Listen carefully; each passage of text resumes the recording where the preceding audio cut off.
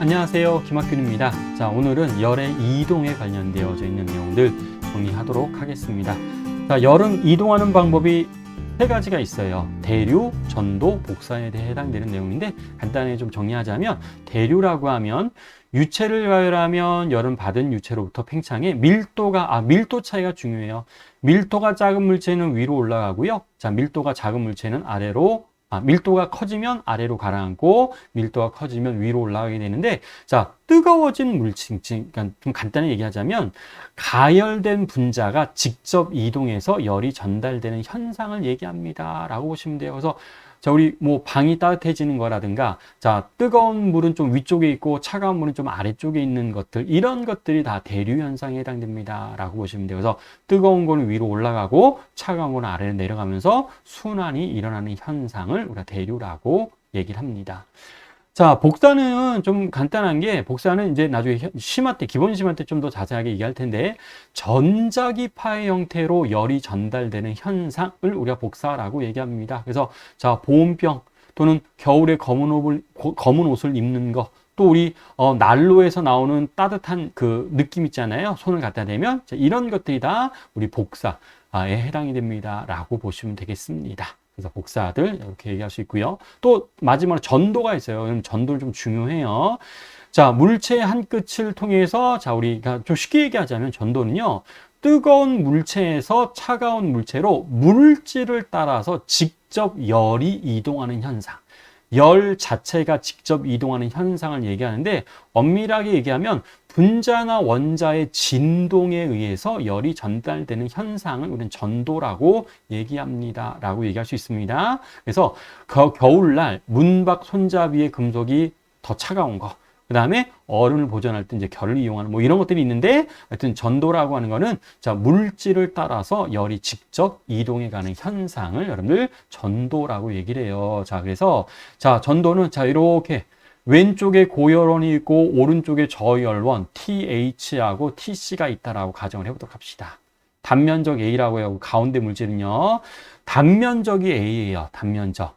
이렇게 해당되는 값을 표현할 텐데, 자, 여기에 단면적, 자, 이렇게 해서 여기에 단면적이 지금 A에 해당되고, 또 모든 물질들마다 K라고 하는 열전도율이라고 하는, 또는 열전도도라고 하는 물질의 특성값이 존재합니다. 그 다음에 길이에요. 여기서부터 요만큼의 길이를 내가 뭐라고 설정할 거냐면 L이라고, 자, 이렇게 설정을 해보도록 할게요. L이 있고 단면적이 있다라고 한번 가정을 해보도록 합시다. 그럼 열이라고 하면 항상 어디에서 어디로 이동하냐면 고온에서 저온 쪽으로 Q라고 하는 열이 이동한다라고, 자, 우리가 식을 만들어 보도록 하겠습니다. 이 상황이에요. 자, 저열원에서 고열원 쪽으로 이동해 가진 않아요. 열이라고 하면 항상 고온에서 저온 쪽으로 이동해 갑니다. 자, 이때 A라고 하는 단위 면적을 단위 시간 동안에 통과하는 열을 우리가 뭐라고 하냐면 전도열이라고 합니다. 전도열이라고 해서 dT분의 dQ라고 표현해요. dT분의 dQ라고 해서, 자, K는 열전도도에 해당이 돼요. 자, 열전도도에 비례하고 단면적에 비례하고요. L 두께예요. 이 물질의 두께라고 생각하시면 돼요. 고열원과 저열원 사이에 두께에는 반비례하고요. 양쪽의 온도 차이에는 비례합니다 라고 하는 전도열입니다. 자, 요 식을 우리는 뭐라고 표현하냐면, 자, 전도되는 단위 시간 동안에 통과되는 열입니다 라고 해서 전도열이라고 하는, 자, 요런 식들을 여러분 활용하게 돼요. 그렇죠? 그래서 전도열은 이렇게 표현되는구나.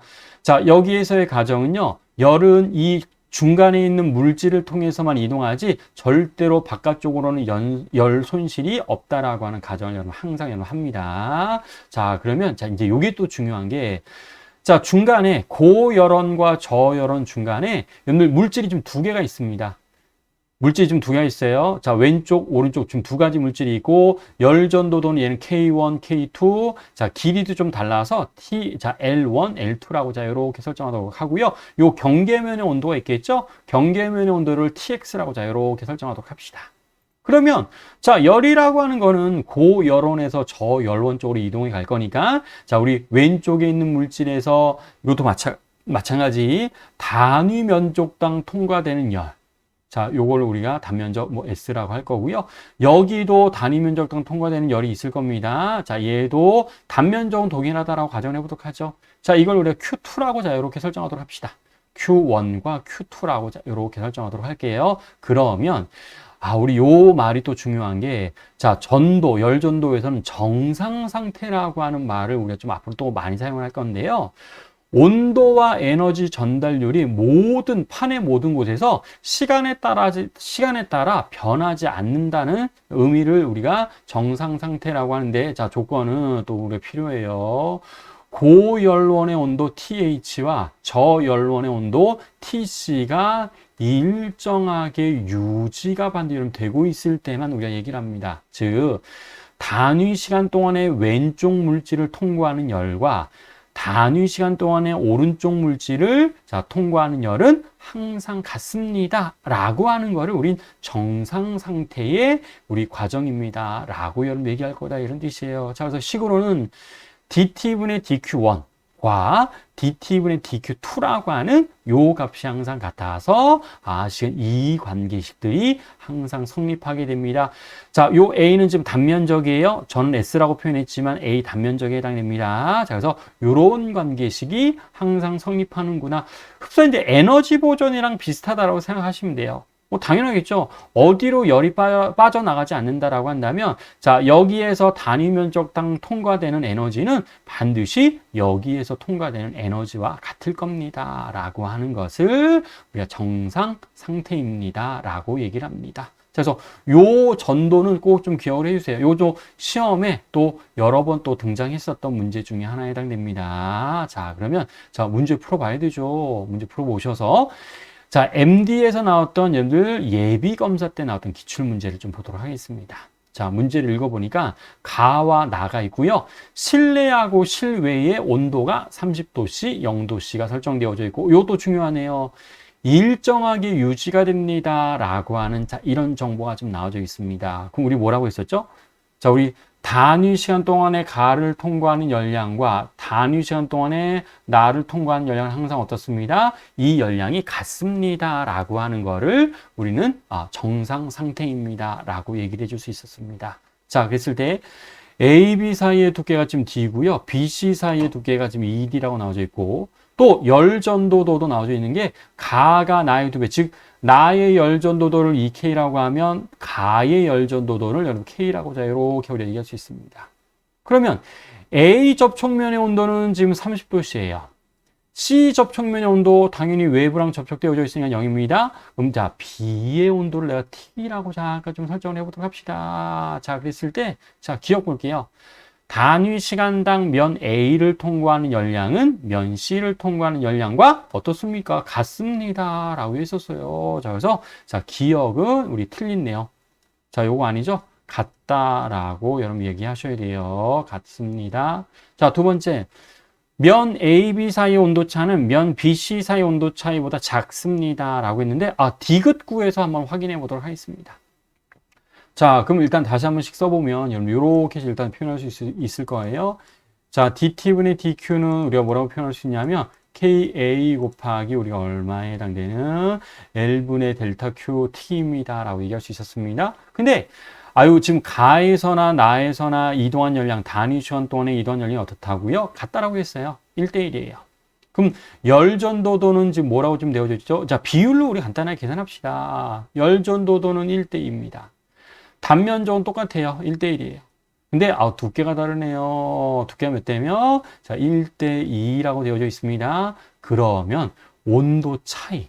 여기서 온도 차이라고 하는 건 자, 우리 우리 A, B 사이의 온도 차이, 가 양단의 온도 차이, 나 양단의 온도 차이를 얘기하는 거예요. 그럼 이게 몇 대 몇을 만족해야 돼요? 얘가 늘 좌변의 1대1을 만족하기 위해서는요. 자, 우변에 또 몇 대 몇을 만족해야 되냐면, 자, 요 분모가 1대2. 그럼 분자랑 같이 계산해서 2대1을 만족해 줘야 됩니다. 그럼 2대1을 만족해 주기 위해서는 여기가 몇 대 몇이 들어가야 되냐면, 온도 차이, 열전도도가 지금 1대2.